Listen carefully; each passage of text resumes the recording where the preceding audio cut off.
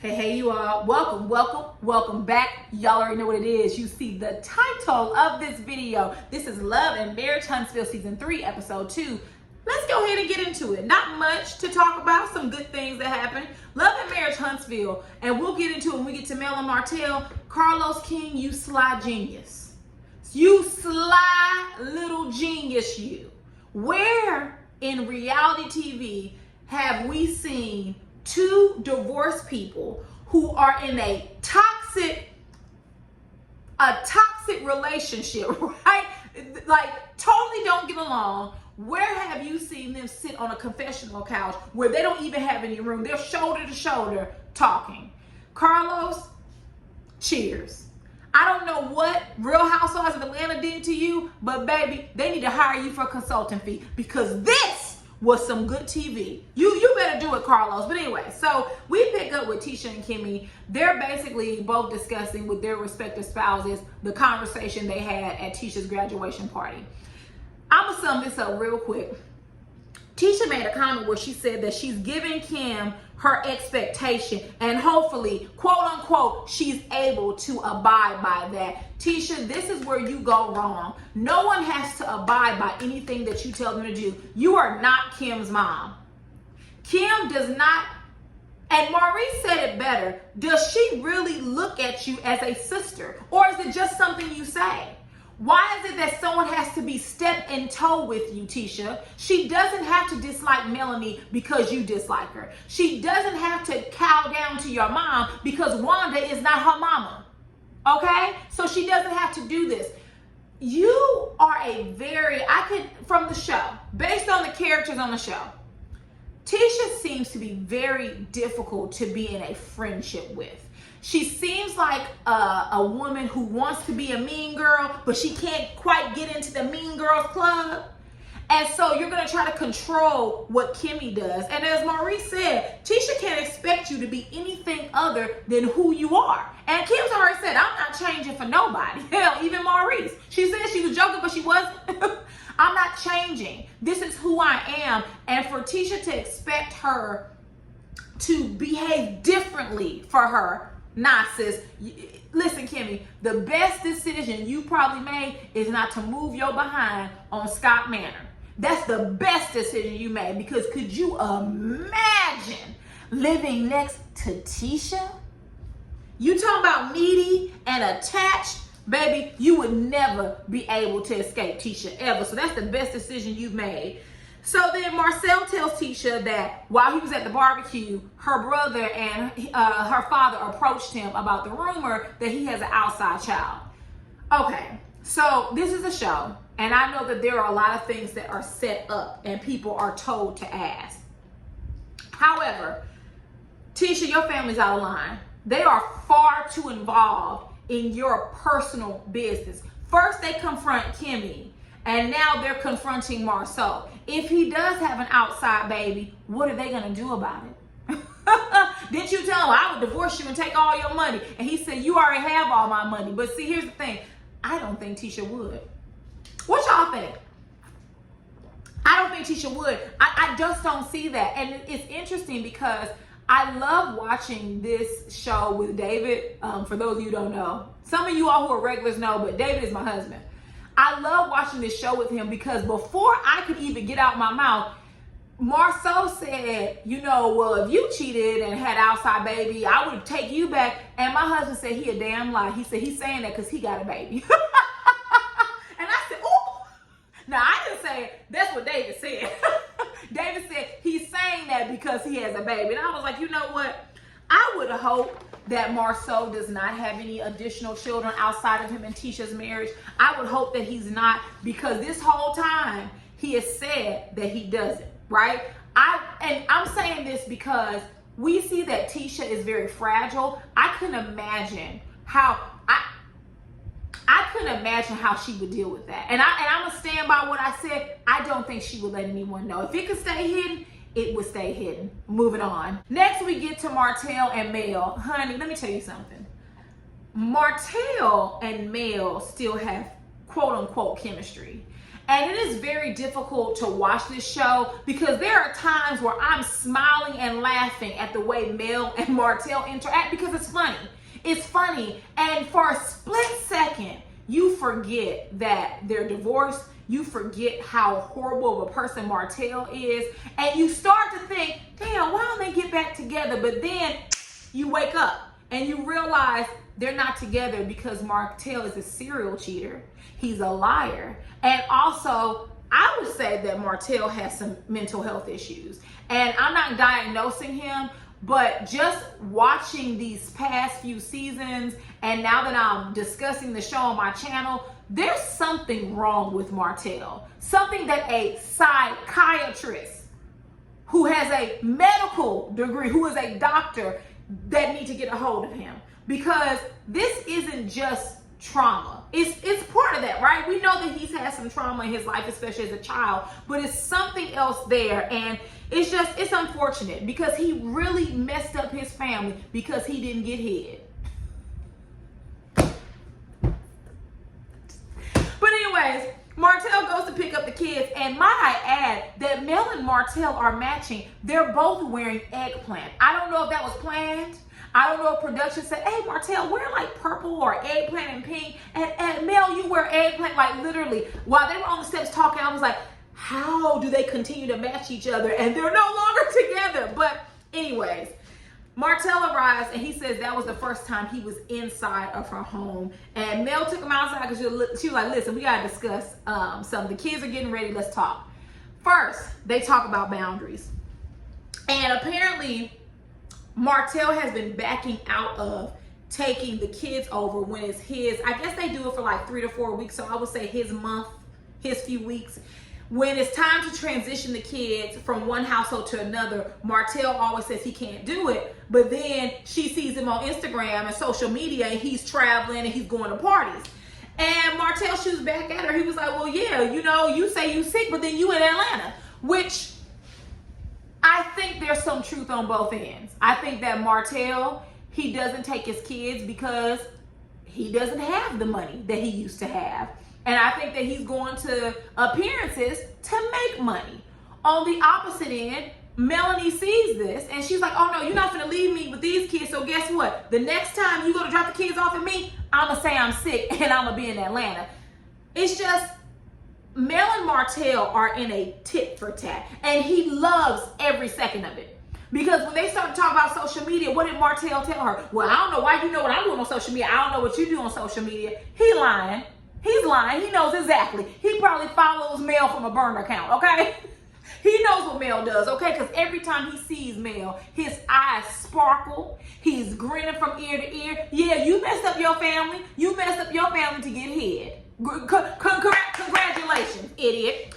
But anyways, Mel is just saying, you know, like she found the post disrespectful.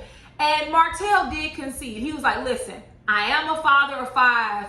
Maybe I shouldn't have mentioned that in that post because we had just, you know, it was official that we were divorced. And so I could see how that would be a problem. But he did tell Mel, like, I can't respond to you yelling and cursing me out, which Mel went off on Instagram. So I could imagine what voicemail or text messages that she sent him. I could only imagine all the curse words that she pulled out of her stomach, baby. Because she had enough of his SHIT. Shout out to Jamie, that's me.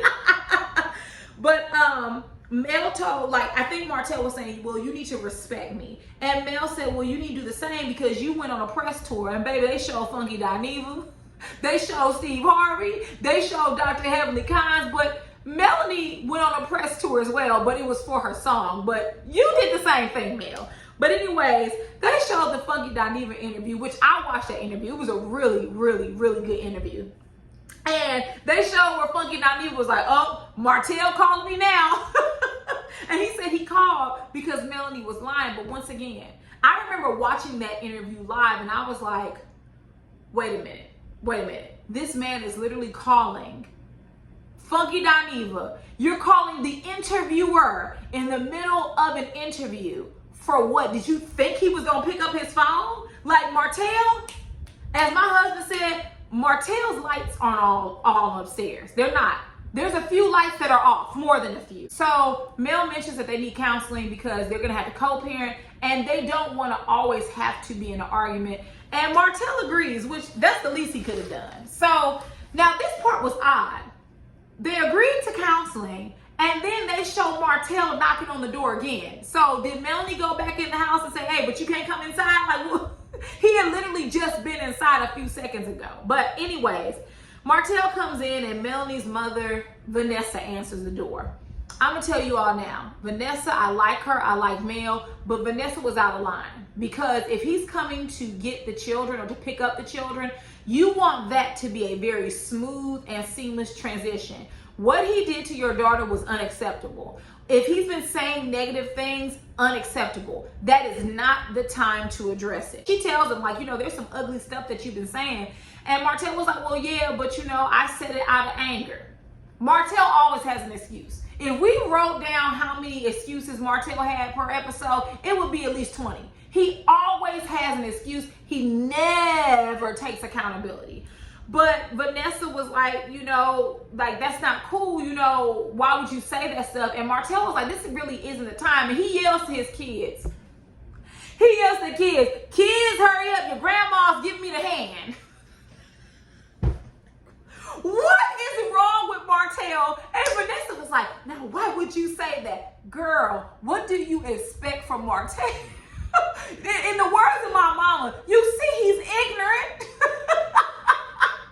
You see this man is ignorant. Don't give him any ammunition. You see, it ain't all working upstairs. You see that. And so Vanessa didn't like this, but Vanessa, or Mama Vanessa, you need to politely stay out of it. This is between your daughter and Martell. Yes, he hurt her. Yes, he said some foul things, but that's not something you say while he's going to pick up the children because it needs to be smooth. They don't deserve to be in the midst of all that. Moving on. Next, we see Maurice and Kimmy and Monster. Monster's getting ready to go to high school. You all of these kids on the reality TV shows, all of them are growing up. Like, I can't believe Riley is in college. Monster is headed to high school, right? You have all these other kids. Like, look at Kyle's daughters. Like, they're all growing up. I remember when they were just children. You know, Love and Marriage Huntsville, it's been on for a shorter time, but when it first started, Monster was a kid. And now he's getting ready to go to high school. So he has chosen Madison Academy because his cousins go there, which I'm jealous of because on my father's side, I am the youngest grandchild of the first cousins. So my oldest cousin is she close? She's close to 60, right? She's close to 60, and I'm the youngest grandbaby on my father's side of the family. So all of my cousins were always older than me. And I'm not talking about like 2 years, 3 years. I'm talking about like 10, 20, 15, 5. So I couldn't go to high school with any of my cousins. I'm so jealous because of that. But they call Kiowa so that he can tell his mom the news. And I noticed before Kimmy even pointed it out on the show that while Maurice is talking, he has the phone on him and Monster, right? And I'm like, oh, is he not going to say Kimmy's in the room? Which by now, Maurice, you need to have a better handle on this.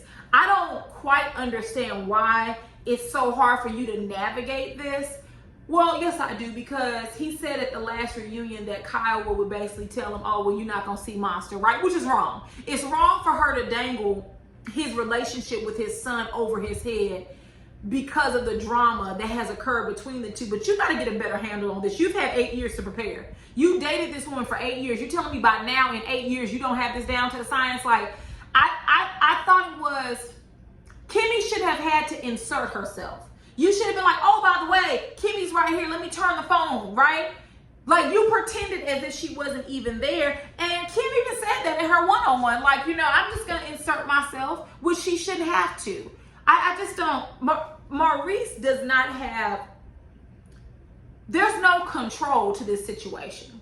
And there aren't any boundaries, which we did hear Kiowa ask them if she could talk to them, which that's a step that's a step in the right direction, but it's been years of water under the bridge. And Maurice, you can't keep hiding Kimmy whenever you all are discussing Monster. Now, let me also say this, and I'm not a stepmom or a bonus mom, so if you all happen to be a step parent or a bonus parent, whatever you want to call it, y'all heard Tina Knowles, or should I say Tina Lawson, say that, and y'all just start using it left and right. But if you are a step parent, do you expect to be involved in the stepchild's affairs, if that makes sense? Meaning, like, Kimmy technically doesn't have to be a part of those conversations. She should know about them, right? But she doesn't have to be a part of them. I mean, I'm happy she wants to be a part of them, but I'm not going to say it's not your business, but it's not your business. I don't know. Y'all tell me. I'm not a step parent. Tell me how you would handle that. In Kim's confessional, she mentions how the last time they talked, it was hell on wheels. And that she keeps mentioning that no one had her back, including Tisha. And of course, they show the same flashback that they did at last season's, behind the scenes special. And no, Tisha didn't have your back. And that should tell you everything you need to know about Tisha, because she sat there and said you broke girl code. But here's also the thing, Kimmy. No one really knows how you and Maurice got together, because I've heard you tell a few different stories. You said that he wasn't married, but then you said he was 2 months out on a 6-month waiting period, which means he was married. It is what it is. Let's just call it what it is. You were dating a married man. And that's why it took you 8 years to get married, because he was just getting divorced and he wasn't ready to jump back into another marriage. Now, you stuck around. It worked out in your favor, but usually these things don't work out in the woman's favor. Usually when men are married and it takes them a long time to divorce, they're not going to jump into another marriage. So if you're the girlfriend waiting to be proposed to, you'll be waiting, right? Now, Kimmy waited around, right? She didn't have no problem. She waited around and she eventually got married, but couldn't have been me. So, Kimmy, I like you, but no matter how you slice it, you were dating a married man. Now, were you a home wrecker? Probably not, especially since the divorce was on its way to being finalized, but technically you were dating a married man. Moving on. Next, Mel meets with this character that we are meeting called Tiffany. So I don't have much to say about this segment, except for the fact when we are meeting new characters, it's for a reason, right? The way they introduced her is that she's gonna help Mel rebrand. Girl, BS. We will never see Mel and Tiffany meet again about one of Melanie's several brands. We will not. We will never see them meet again about that. That was just their way to introduce her to the show. We know that starting next episode, she's going to cut the fool. And let me say this. We haven't seen the episode. I don't know what's going to be said, but I'm going to say this right now. Tiffany, if you get on TV and you're going to bring up that Monster supposedly, allegedly was or was not vaping, I'm going to go in on you. That child did nothing to you. Children do messed up things all the time, whether they've been raised right or not. Influence amongst peer-to-peer influence is heavy. And what you're not going to do is get on camera and throw out, I don't care if it's the truth or even it's a lie. That is a child, and that's out of line for you. So you and that tacky matte red lipstick can go right in hell with that BS. We're not going to bring children into something. If you have a problem with Destiny, if you have a problem with Kimmy, I'm fine. Do not bring the children into it. So that's all I gotta say about Tiffany. As soon as she came on my screen, I just knew, I just had a spidey sense that she was going to be a dubious character. Moving on. So next, we get to Martell. He is meeting Chris. And we're going to sum up this scene very quickly. Martell is pissed because his coins are running dry. That's what this whole thing is about. And also, what's looped into this is control, right? Martell wants to control everything, and he's losing that control. So the scene was set up perfectly. Martell comes in. He's like, oh, what are you doing, Chris? Oh, I'm studying for my builder's license. Well, we find out that Martell failed his examination for his builder's license 7 years ago. But guess what? Guess who has theirs? Mel. What did Destiny say? He was the brawn and Mel was the brains. Boom. Evidence, exhibit A. So Chris goes in and breaks it to him. Listen, I asked Mel to build a couple of properties on the 47 acres. And she redirected me to you. And so I'm coming to you and just letting you know that the client, the developer, wanted Mel because she has her business, her builder's license. And Martell was like, well, I work with people who have a builder's license, so it shouldn't be an issue. But you don't have your builder's license. Destiny wasn't lying, was she, right? And this back and forth is really unnecessary. Martell can be mad all he wants to. Melanie is no longer your wife. You messed this up because you wanted some head, and now you got some head and an extra kid. Oh well. I don't feel sorry for Martell. All of this was avoidable, right? It's avoidable. Everyone has urges. You don't ruin your family because of a sexual urge. I could go further, but I won't. I could go further, but I won't. This was temptation, and you gave into temptation. So now your coins are dry. You have an extra kid to provide for, and now very few people want to do business with you, and that's why you find yourself at Madani Beauty, hawking some cheap hair products. So it is what it is. Chris says that when Martell asked him, he said, so wait a minute, are you planning to build homes on the 47 acres? And when Chris said possibly, baby, I almost rolled out of bed and hollered. Because that's exactly what you get. He sees where the money is, and he wants to go and partner with Mel. I think it's just grand. Moving on. Next, Mel and Martell are going to go to counseling together. So first, I constantly have to keep reminding myself that Mel and Martell, one, they're no longer together, but two, these scenes and even them doing their confessional together, it is difficult to watch because one, you know that they don't have a healthy relationship in terms of co-parenting and being cordial when they see each other. They're always at each other's throat. So I don't care how handsome or beautiful of a couple they are. I don't care how funny they are together, how much quote unquote supposed chemistry they have. I don't care if there's still love there. No one deserves to be treated how Mel was treated towards the end of their relationship. Martell is a liar. He's a serial cheater, and now his coins done dried up. But that's what you wanted, right? You went from the money team to the food stamp team, and that's exactly what you get. Because you had a marriage, you had a family, and you decided to mess up all of that for no reason because you couldn't control yourself. And as I said earlier, I think there's some other things going on with Martell and his mental health, because I feel like Martell behaves like he reverts to behaving like a child. It's something going on there. I'm not a therapist or a psychiatrist, but if a psychiatrist did diagnose him with narcissism, I would believe every single line of that diagnosis. But Carlos King, you little evil genius. I have never seen a couple that not only have they gone through a divorce, the divorce is final, and they are having a confessional together, side by side. You know what, Carlos, baby, this is the type of TV I want to see, Real Housewives of Atlanta. I mean, it was just, the tension was just palpable. I was just like, oh my God, Carlos, I don't know how you were able to convince them to do a confessional together, but baby, I lived.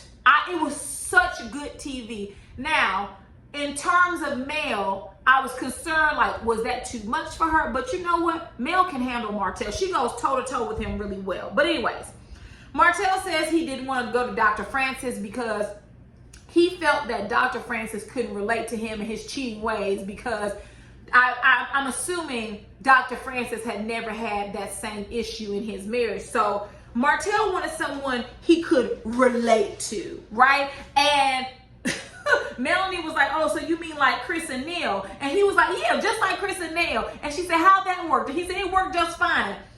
It worked just fine, but y'all ended up in a divorce. Okay, we're gonna roll with it, Martell. We're not gonna ask any questions. We are going to roll with it. So I don't know if she's a life coach or she's a counselor. She doesn't have doctor in front of her name, but they met with the counselor, Ashley or Alicia Price, and Alicia asks them a few questions. The first question she asks is, how are the kids? Which Martell's like, oh, they're great, they're fine. What? And Mel gives the real answer. It's been a difficult transition for them. They've been affected by the divorce, understandably so. She even went on to say, you know, Martell, he's kind of like a lot of black people in our community where they don't believe in therapy until it's too late. You know, one of the children, they're writing songs about the divorce. The other child has become more reserved. Then the son, he's very resentful. And he's very resentful because he knows, he's resentful of how Martell treated Melody. And Martell just seems to be very triggered by the truth. Right?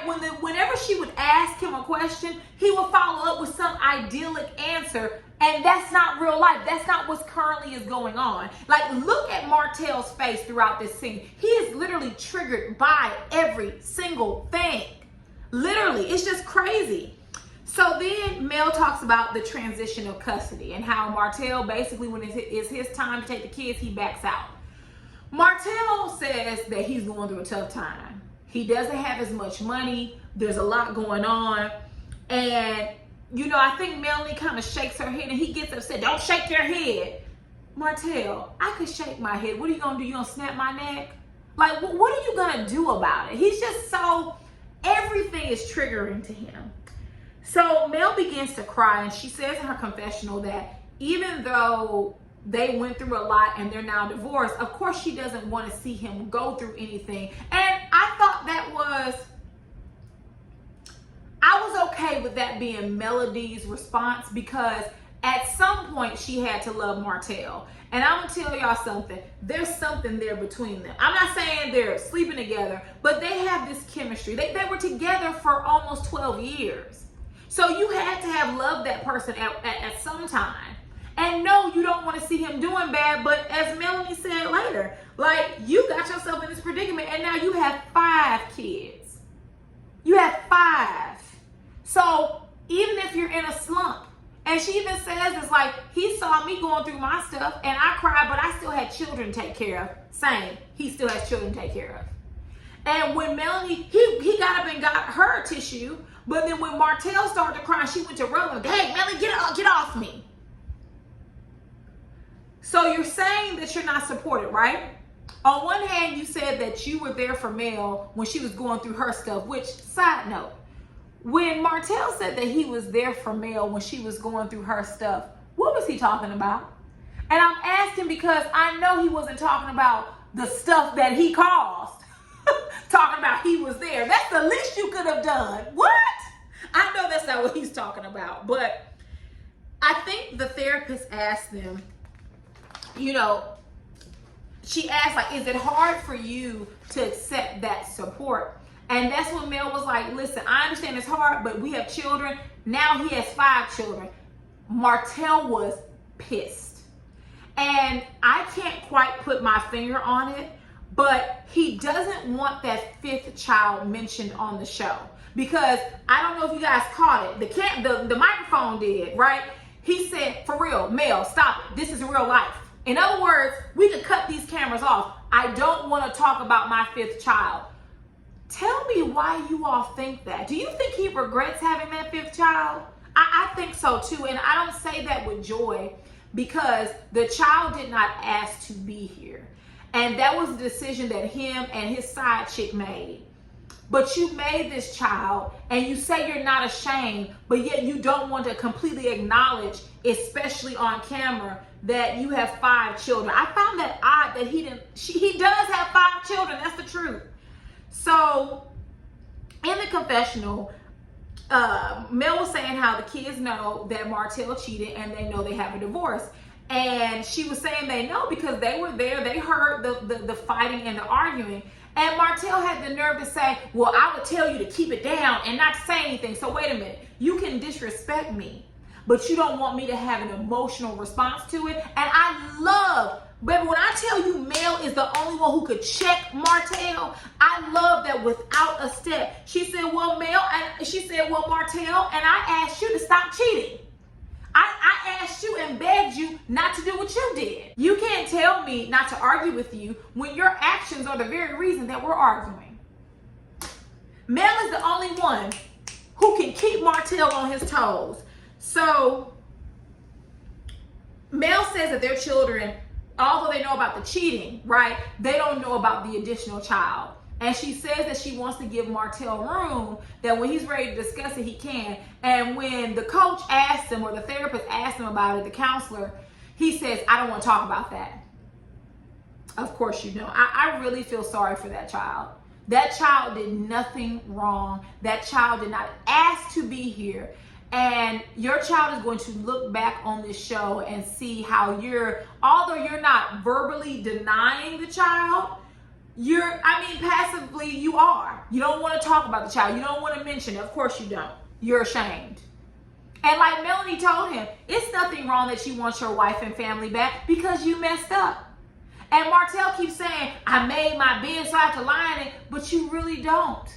You want to blame everyone else, and Martell, that was your decision. You messed up. So I think that the counselor did a good job at giving them an example. She says, my husband and I, when we were going through divorce and he had an extra kid, we sat down and I let him do the talking, and I didn't say anything, but I was present. Now, something that kind of threw me is she said that by her being present, that let the child know that she agreed with everything that was going on with the changes in their family dynamic. I don't know if I like the word agreed, because did you really agree to it? No, but I understood what she was saying is that they have to show up as a team, but Martell is not a team player. They leave the therapy session, counseling session, and it seemed to have gone well, but then Martell brings up the 47 acres, and he's basically thanking Mel for having his back. And I think Mel would have went along with that until he was like, yeah, because Chris should have asked me. I'm the man. You my ex-wife. And Mel was like, well, wait a minute, baby. I'm still considering it. I didn't say no. I just said he should have spoke to you first to see if you're okay. And he was like, Mel, you ain't never built no home. See, here we go. The tit for tat. Then Mel tells him, well, you haven't either technically. Tit for tat. I'll be so glad when Mel and Martell kind of transition from this stage, because on one hand it's funny, but then on the other it's really sad. You have two adults that have 4 children, one has 5, and you all are standing in the parking lot going tit for tat over who's going to build a home. At the end of the day, Mel is going to get her money, so Martell, you better catch up. But anyways, that's all I have. So if there's nothing else, you all tell me what you thought about that therapy session. I thought it was interesting. It's just weird. It is very weird seeing them together in a confessional.